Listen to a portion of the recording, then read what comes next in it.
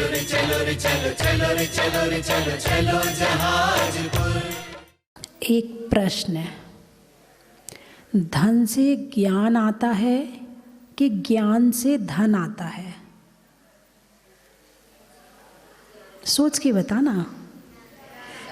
ज्ञान से धन आता है कि धन से ज्ञान आता है? ज्ञान से धन आता है। आप स्कूल आए हो, स्कूल में पढ़ रहे हो, तो धन लग रहा है कि नहीं लग रहा? लग रहा है ना। तो स्कूल में क्यों आए हो? ज्ञान प्राप्त करने के लिए। तो किससे ज्ञान आया? धन से ज्ञान आया कि ज्ञान से धन आया?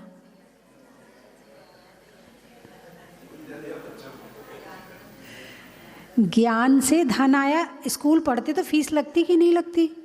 लगती है ना। बिना फीस के क्या आपको स्कूल में एडमिशन मिलेगा? नहीं मिलेगा।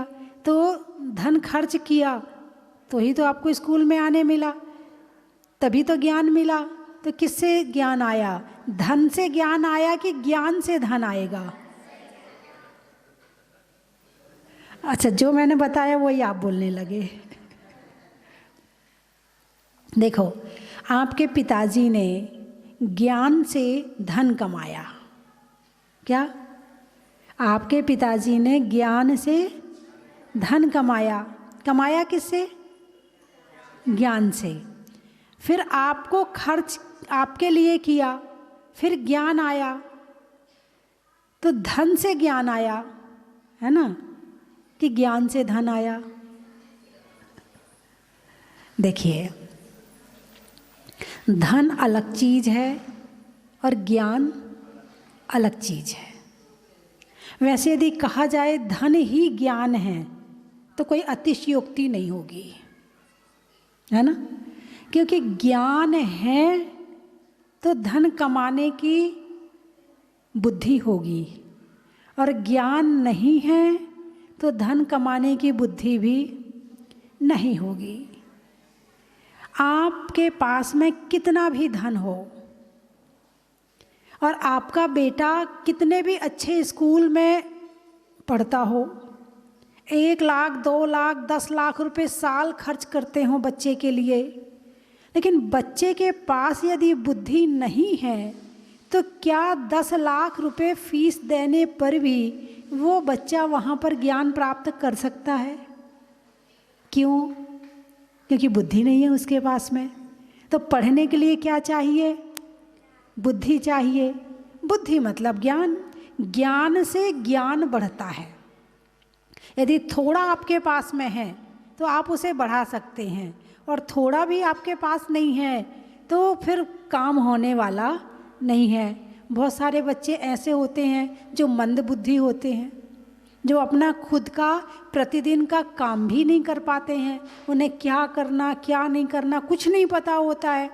और ऐसे बच्चों के पिता के पास कितना भी धन हो तो क्या वो अपने बच्चे को पढ़ा सकते हैं? नहीं पढ़ा सकते। तो धन होने के बाद भी नहीं पढ़ा सकते हैं। तो इसका मतलब है कि धन से ज्ञान नहीं आया है, ज्ञान से ज्ञान आया है। किससे आया है?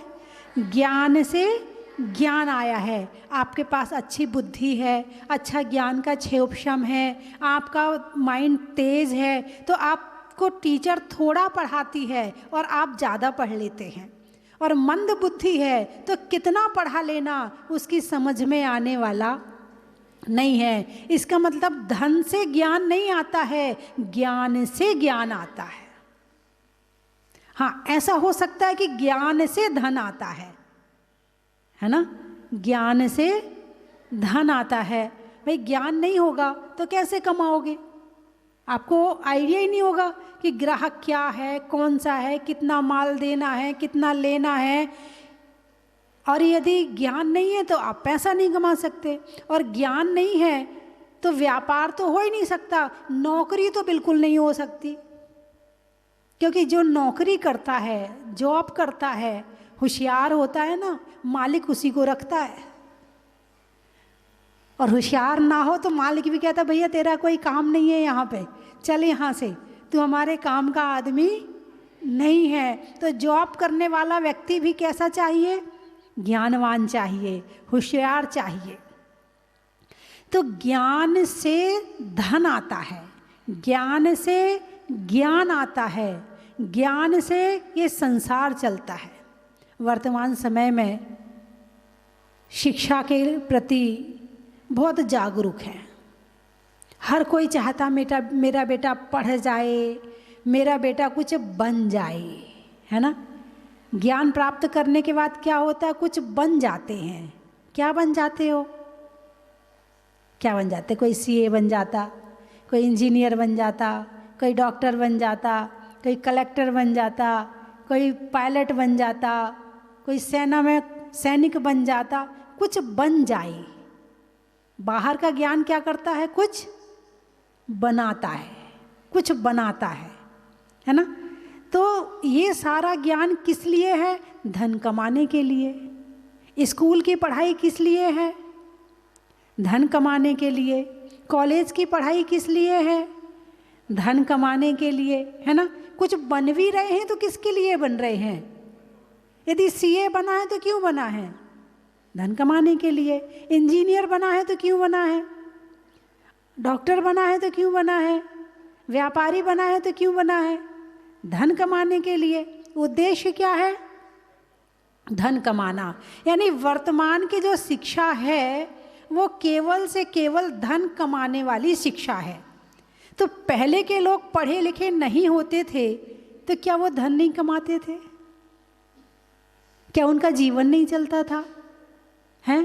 पहले नोट नहीं होते थे तो क्या जीवन नहीं चलता था? अरे बोलिए ना, क्या उनका पेट नहीं भरता था? जैसे चिड़िया है, कौआ है, बिल्ली है, बंदर है, इनका कोई स्कूल नहीं है, इनका कोई कॉलेज नहीं है, तो क्या इनका पेट नहीं भरता है?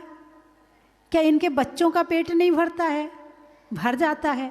यदि केवल आप धन कमाने के लिए ज्ञान प्राप्त कर रहे हैं तो मेरी दृष्टि में अभी काम छोटा है।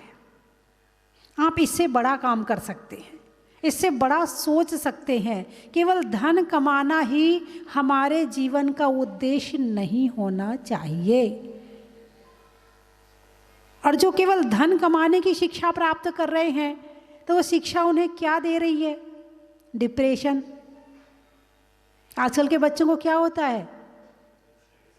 होता है ना, अभी तो बच्चे फिर भी छोटे हैं, थोड़े से और बड़े हो जाएं टेंशन हो जाती है, डिप्रेशन हो जाता है। ये बीमारी अभी अभी आई है।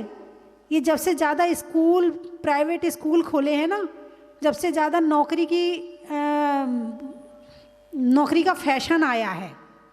पहले तो अभी बता रहे थे एक भाई, बोले हमारा सेना में कमांडर का ऑर्डर आ गया था, लेटर आ गया था कि आपको हम ले लेंगे, लेकिन हमारे पिताजी ने मना कर दिया, हमारे यहाँ नौकरी नहीं करते।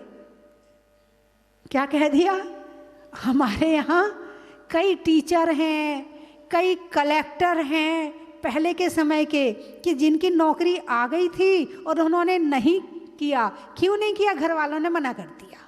और अब इस नौकरी के पीछे बच्चे पागल हैं, मुझे ये बनना है, मुझे ये बनना है, मुझे ये बनना है। और अपना दिमाग इतना सोचते हैं, इतना सोचने में लगा देते हैं, इतना सोचने में लगा देते हैं कि वो बने और ना बने, डिप्रेशन, बीमार जरूर हो जाते हैं। वो उन्हें या डिप्रेशन हो जाता है या कोई और बीमारी हो जाती है। तो ज्ञान से सुख मिलता है। ज्ञान से क्या मिलता है? सुख मिलता है। लेकिन ज्ञान किस तरह का होना चाहिए, क्या होना चाहिए? और वर्तमान की शिक्षा इंसान को नौकर बना रही है। क्या बना रही है? नौकर बना रही है।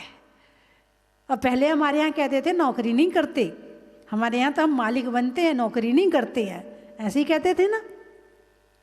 तो जो नौकर बना रही, चलो नौकर जॉब आपने कर भी ली, फिर आपको जीवन में क्या आ रहा है?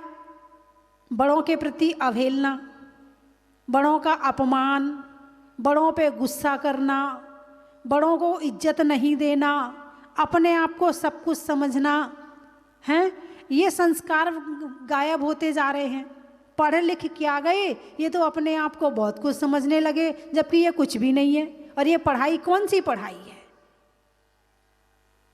विनय चली जाती है, और जाके जब पढ़ने जाते हैं तो फिर उशृंखल हो जाते हैं, ऐसे काम करते हैं जिससे घर वालों को भी नीचा देखना पड़ता है और स्वयं की ज़िंदगी खराब हो जाती है।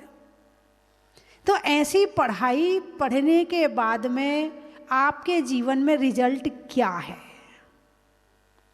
आप कितने अच्छे बने और कितने बुरे बने? आपका जीवन कितना संस्कारों से सहित हुआ या संस्कारों से रहित हुआ? इसीलिए कहा है कि जितनी शिक्षा आप धन कमाने की ले रहे हैं, इससे 1% शिक्षा यदि आत्मज्ञान की ले लें तो आपका ये जीवन भी सुखी हो जाएगा और अगला जीवन भी सुखी हो जाएगा। आज बच्चे देखो कितने परेशान हैं, और परेशान बच्चों के परेशान होने का कारण क्या है? Self depend. मुझे किसी के भरोसे नहीं रहना, हम खुद धन कमाएंगे, हम खुद ये करेंगे, हम खुद वो करेंगे, और ये सोच करके वो इतना संघर्ष करते हैं कि वो उनका सही समय आने के पहले ही उनका जीवन इतना खराब हो जाता है कि ज़िंदगी बेकार लगने लगती है। इसीलिए पढ़ाई करो, शिक्षा प्राप्त करो, अच्छी बात है, पढ़ना चाहिए, पढ़ना कोई बुरी बात नहीं है, लेकिन धन कमाने की शिक्षा ही सब कुछ है ये सोचकर नहीं पढ़ना चाहिए। जीवन को अच्छा बनाने के लिए पढ़ना है। किस लिए पढ़ना है? पहले के समय में ये गुरुकुल की पढ़ाई होती थी, गुरुकुल में बच्चों का एडमिशन करवाते थे, तो बच्चे वहाँ जाते थे तो वहीं रहते थे। अब वहाँ पर बच्चों को जंगल में लकड़ी काटने भी भेजा जाता था, वहाँ पर विनय भी सिखाई जाती थी। अकेले किताबी ज्ञान नहीं करवाया जाता था, अकेले अक्षरीय ज्ञान नहीं करवाया जाता था, उसके साथ साथ जीवन कैसे अच्छे से जीना है इस बात की शिक्षा भी दी जाती थी। और वर्तमान में केवल अक्षरीय ज्ञान, 6 महीना 8 महीना पढ़ो डालो और पेपर में जाके 1 घंटा में निकाल दो। फिर वो अगली क्लास में चला गया, उससे पूछो कि तूने पिछली क्लास में क्या पढ़ा? अरे बोलिए ना, याद है आपको? नहीं है याद है। मतलब डालना और निकालना, ये शिक्षा चल रही है। और जबकि जिंदगी कैसे अच्छे बने, कैसे शांत बने, कैसे सुखमय बने, कैसे आत्मज्ञान से सहित बने, कैसे संस्कारों से सहित बने, ये शिक्षा यदि आ जाए और ज्ञान कम हो तो सुख है, और ज्ञान ज़्यादा है और संस्कार नहीं है तो दुख है ना। इसलिए अपने जीवन में सबसे ज़्यादा संस्कारों को भी महत्व देना। यदि संस्कारों को महत्व नहीं दिया, बड़ों को महत्व नहीं दिया, बड़ों की बात नहीं मानी, तो समझना आपका ये जन्म भी दुखी और सारे जन्म दुखी हो जाएंगे। छठाला में चर्चा चल रही है, मुनिव्रत धार अनंत वार ग्रीवक उपजायो, पै निज आत्म ज्ञान बिना सुख लेश ना पायो। कितनी तपस्या कर लेना, कितनी किताबें पढ़ लेना, कितनी डिग्री ले लेना, कितने आप अपने आप को बड़ा बना लेना, लेकिन जब तक आत्मा का ज्ञान नहीं होगा सुख लेश ना पायो, सुख रंच मात्र भी मिलने वाला नहीं है। जिसे आप सुख कहते हो भगवान महावीर की दृष्टि में वो दुख है, और भगवान महावीर जिसे सुख कहते हैं अभी आपने उस सुख को समझा ही नहीं है। आत्मा का ज्ञान ही दुनिया का सबसे बड़ा ज्ञान है। आत्मा के ज्ञान से बड़ा दुनिया में कोई ज्ञान होता ही नहीं है। आत्मा के ज्ञान करने से मिलता क्या है? आत्मा का ज्ञान, आत्मा का ध्यान करने से मन में संतुष्टि आती है, मन शांत होता है, आत्मा प्रसन्न होती है, विनय आती है, बाहर की पदार्थों से मोह कम होता है। जो जो चीज़ें हमें परेशान करने वाली हैं उन चीज़ों से हम दूर होते हैं तो हमारी परेशानियां भी दूर होती हैं। और जितनी तुम परेशानियों से दूर होगे उतना सुख महसूस होगा।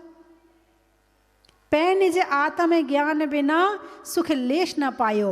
और जिसको आत्मा का ज्ञान है उसको दुनिया का सारा ज्ञान है। भगवान महावीर ने जन्म लिया, उन्होंने कोई पढ़ाई नहीं करी, कोई स्कूल नहीं गए, कोई कॉलेज नहीं गए, कोई शास्त्र नहीं पढ़े। आप विचार करके देखो, कोई शास्त्र नहीं पढ़े। पिछले कई जन्मों से वो साधु बनते आ रहे थे, मुनि बनते आ रहे थे।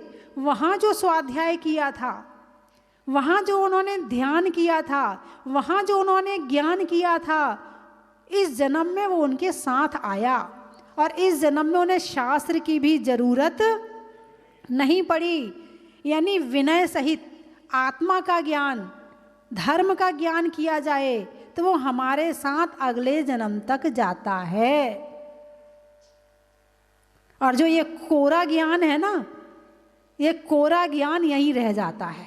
ये काखा गाघा सीखते ना, ये यहीं रह जाता है। और भाव ज्ञान हमारे साथ जाता है, चाहे वो मोह का ज्ञान हो और चाहे वो आत्मा का ज्ञान हो। यदि मोह का ज्ञान करोगे, मोह करोगे तो वो भी साथ जाएगा, और आत्मा का ज्ञान करोगे, ध्यान करोगे तो वो भी साथ जाएगा। तो भगवान महावीर ने कोई शिक्षा प्राप्त नहीं करी, उनको इतना ज्ञान स्वयं से था, स्वयं से इतना ज्ञान था कि उन्हें किसी गुरु की आवश्यकता नहीं पड़ी।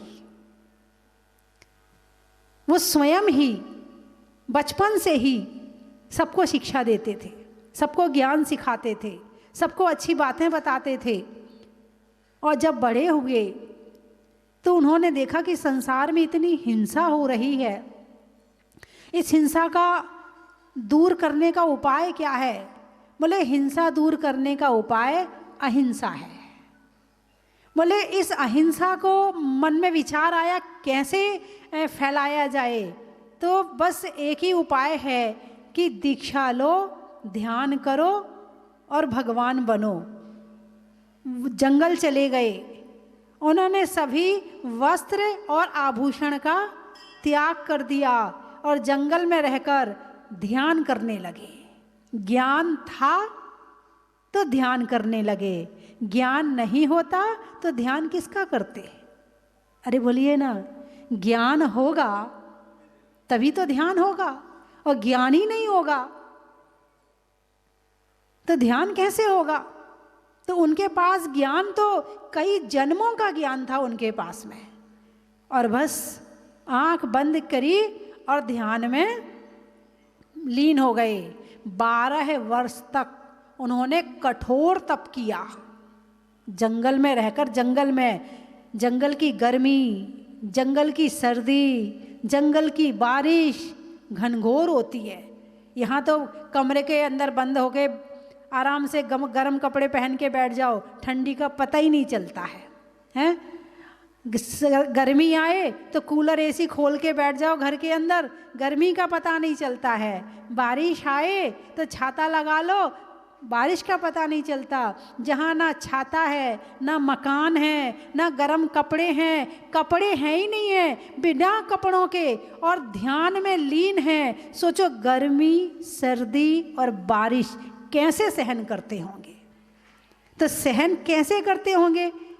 वो अपने आत्मा के ध्यान में इतने लीन होते थे कि उन्हें बाहर की गर्मी और सर्दी का पता ही नहीं चलता था। सहन तो उसे करना पड़ेगा जिसे लग रही है सर्दी और गर्म कपड़े ना हो तो उसे सहन करना पड़ रहा है, और जो अपने आत्मा के ध्यान में लीन है उसे पता ही नहीं है बाहर की सर्दी क्या है और गर्मी क्या है।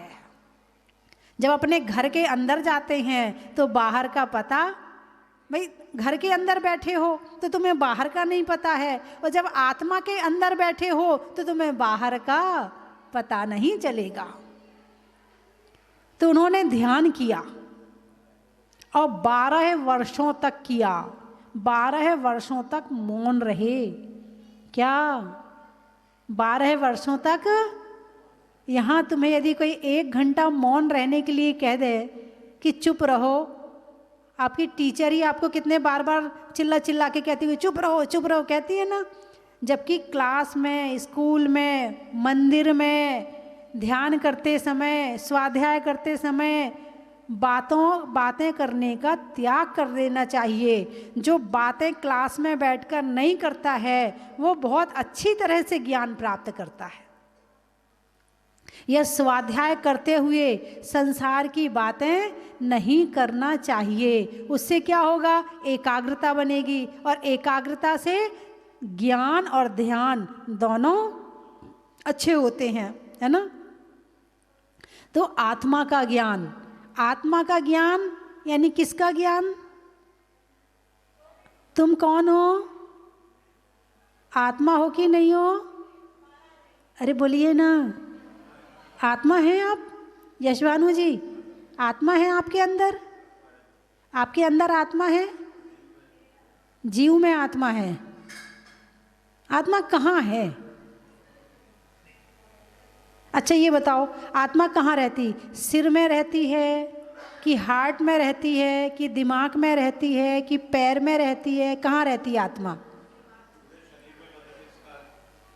चलो बच्चे बताएंगे, आत्मा कहाँ रहती है? दिमाग में, हार्ट में नहीं रहती। यदि हार्ट बंद हो जाए तो आदमी मर जाता कि नहीं मर जाता? मर जाता है ना। तो आत्मा कहाँ रहती है? शरीर के हर हिस्से में है। जैसे तिल है, तिल देखी ना, तिल की पट्टी बनती ना, खाते सर्दी में। तिल में तेल है कि नहीं है? तिल में तेल कहाँ पर है? पूरे तिल के हर हिस्से में है ना। ऐसे ही आत्मा शरीर के हर हिस्से में है। जहाँ जहाँ सुई चुभाने पे दर्द हो, समझना आत्मा वहाँ वहाँ है। तो शरीर आत्मा है कि आत्मा अलग है, शरीर अलग है? बच्चे बताएंगे, आत्मा और शरीर एक ही है कि अलग अलग है? एक ही है। अच्छा मुझे ये बताओ, जैसे यहाँ पर बिजली का कनेक्शन दिया और यहाँ पर तार डाला, फिर उसमें करंट आया, तो करंट अलग है, तार अलग है, या तार या करंट एक ही हैं? अलग अलग हैं, क्योंकि तार तो पहले डाला, फिर उसमें करंट बाद में भेजा गया, है ना। इसका मतलब तार अलग है और करंट अलग है। ऐसे ही आत्मा अलग है और शरीर अलग है। जब आत्मा इस शरीर से निकलती है तो शरीर यहीं पड़ा रह जाता है और आत्मा निकल जाती है। आत्मा अलग है और शरीर अलग है। तो किसका ज्ञान करना है? जैसे तार का ज्ञान अलग किया जाता है और करंट का ज्ञान अलग किया जाता है, ऐसे ही शरीर का ज्ञान अलग है और आत्मा का ज्ञान अलग है। तो आज तक किसका ज्ञान किया है? तार का ज्ञान किया है, करंट का ज्ञान नहीं किया है। और करंट का ज्ञान हो जाए तो पता चलेगा कि इस तार में, ये तार कितना बड़ा है, ये कितना लोड ले सकता है, इसमें कितने वोल्टेज का करंट डालना है ना। ऐसा ना हो कि भाई 400 वोल्ट का डालना है और 1000 का डाल दिया, तो क्या होगा? आग लग जाएगी, है ना। अब 400 का है और 200 का डाल रहे हैं तो क्या होगा? पंखा धीरे धीरे चलेगा, जितनी स्पीड पर चलना चाहिए नहीं चलेगा। ऐसे ही हमें इस बात का ज्ञान होना चाहिए कि हमें अपनी आत्मा में कितना लोड डालना है बाहर का। अब आप कहोगे नई बात कहाँ से आ गई? ये बाहर की वस्तुओं का जो हम विचार करते हैं, हम चिंतन मनन करते हैं, हम सोचते हैं, ये बाहर की वस्तुओं को अपने अंदर डालते हैं, तो कितना लोड लेना है इस बात का ज्ञान खुद को होना चाहिए। डिप्रेशन की बीमारी क्यों होती है? हाँ बच्चे, डिप्रेशन की बीमारी क्यों होती है? बता दूं कारण?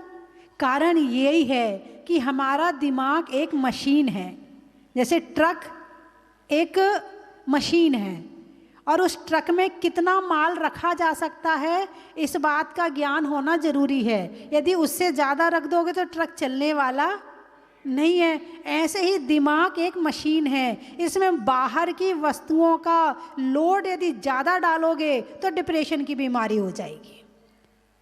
जब परीक्षा आती है तो टेंशन होती है कि नहीं होती है? होती है ना। फिर ऐसे टेंशन लेते लेते लेते लेते लेते लेते ज़्यादा परीक्षा का ज़्यादा टेंशन ले लिया तो कई बार बच्चे बीमार हो जाते हैं, किसी को बुखार आ जाता है, किसी को कुछ हो जाता है। तो ऐसे ज़्यादा टेंशन लेते लेते लेते दिमाग में डिप्रेशन की बीमारी हो जाती है।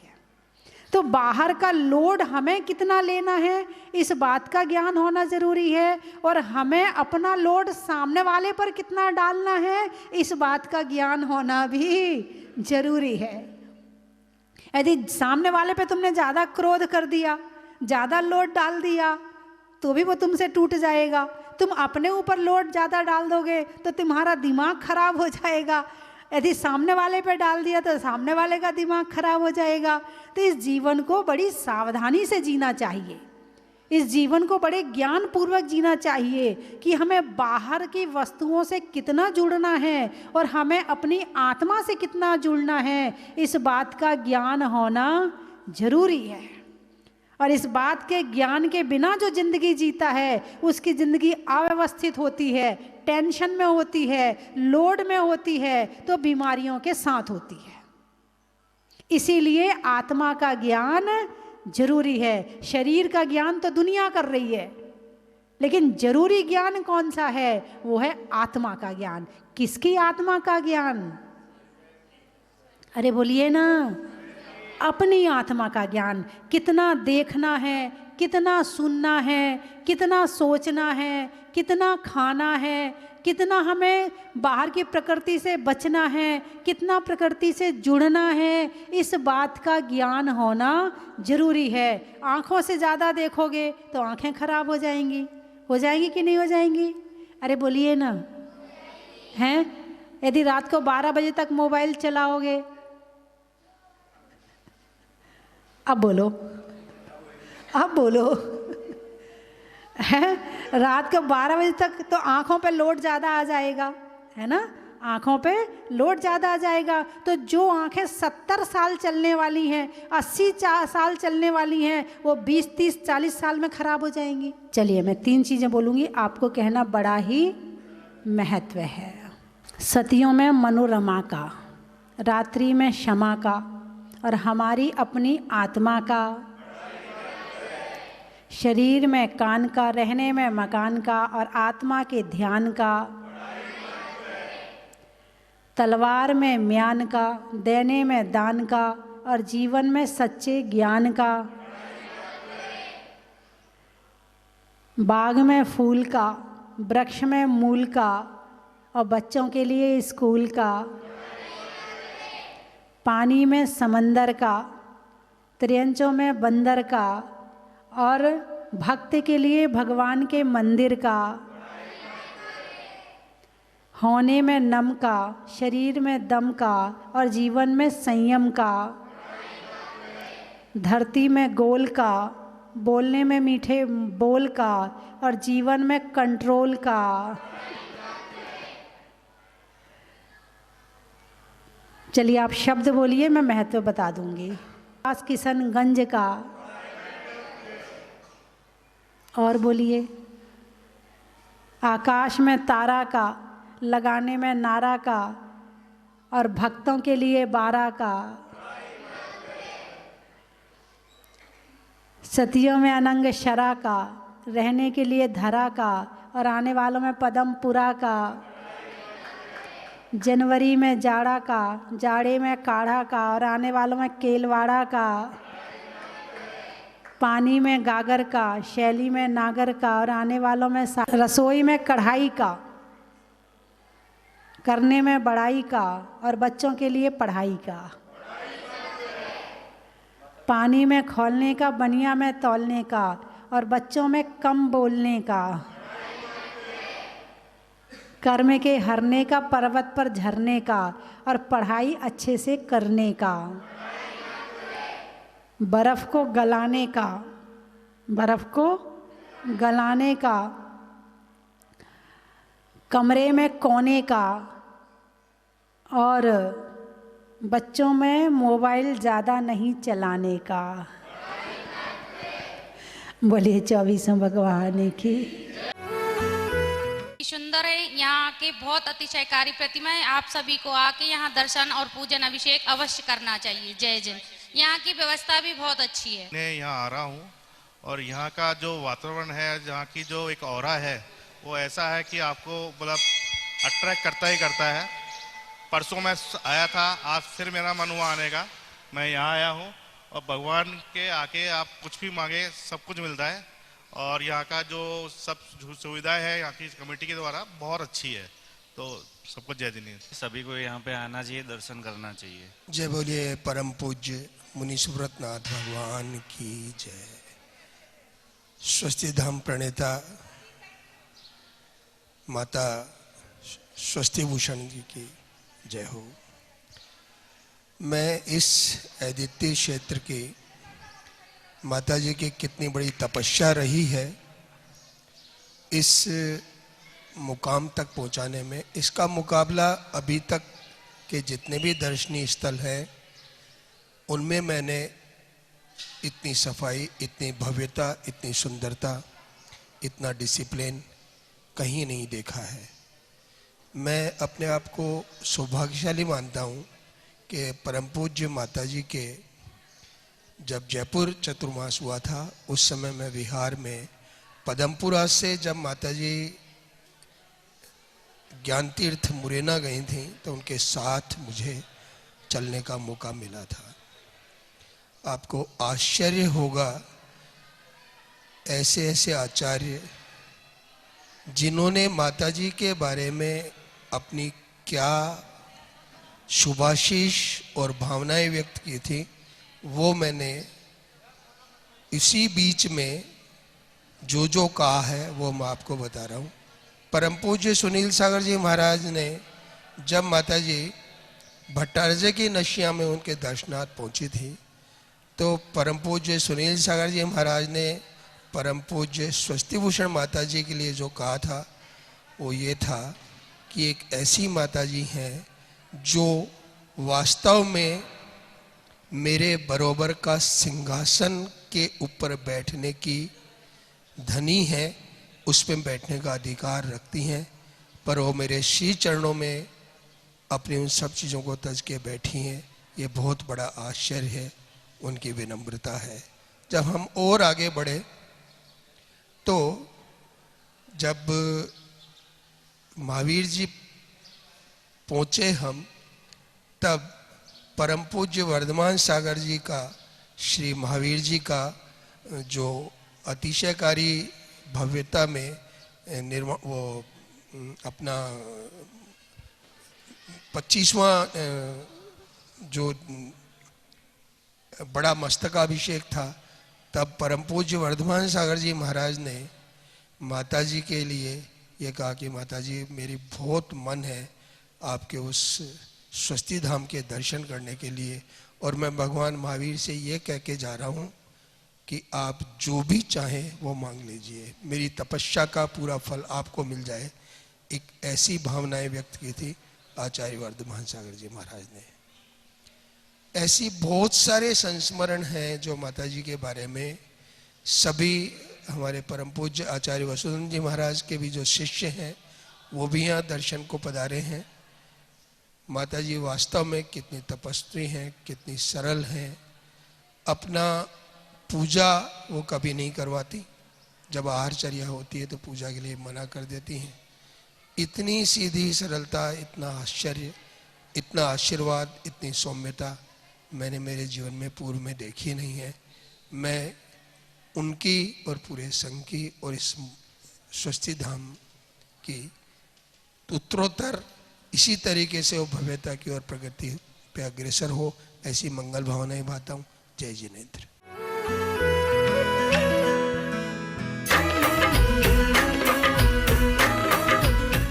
जी बोलो अतिशय कार्य कजाराट श्री मुनीश्वरनाथ भगवान की जय। बंधुओं, आने वाली 7 मार्च को 20वें तीर्थंकर मुनीश्वरनाथ भगवान का मोक्ष कल्याणक का पावन दिन है। मैं आपको सादर आमंत्रित करता हूं, आप जहाजपुर वाले बाबा के पावन चरणों में आए और निर्वाण कल्याणक मनाए। परम पूजनीय भारत गौरव गुरुमा गण्य का स्वस्ति भूषण माता जी की संगस्था चुलिकारतमती माता जी के सत्संग पावन सानिध्य में उस दिन सुबह 6:30 बजे से लघु अभिषेक के साथ में मुनीश्वरनाथ विधान होगा।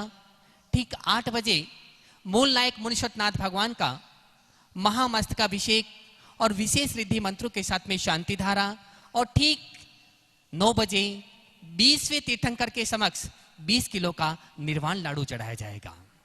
मैं तो चाहता हूं आप यहां पर आए और स्वयं उपस्थित होकर के उस दिन अभिषेक करें, शांति धारा करें और निर्वाण लाडू का पुण्यार्जन करें। लेकिन यदि आप नहीं आ सकते हैं तो भी आप अपने परिवार की ओर से उस दिन जो शांति धारा होगी, जो निर्वाण लाडू चढ़ाया जाएगा, उसका पुण्यार्जन कर सकते हैं, जिसकी न्योछावर राशि है मात्र 5100 रुपए। तो बंधुओं, एक महासौभाग्य आपको मिलने जा रहा है। आप अपनी स्वीकृति स्वस्ति धाम पर दे सकते हैं। धन्यवाद। रतन की थाल को सजाओ रे आज, रत्नों की थाल को भर लाओ रे आज। आओ आओ करे रे गुणगान आरती भगवन की। आओ आओ करे गुणगान आरती भगवन की। आओ आओ करे रे गुणगान आरती भगवन की।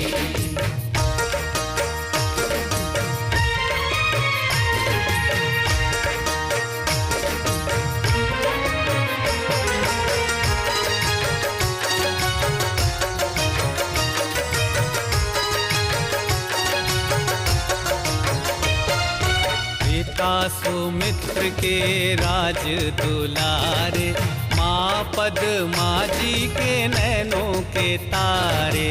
पिता सुमित्र के राज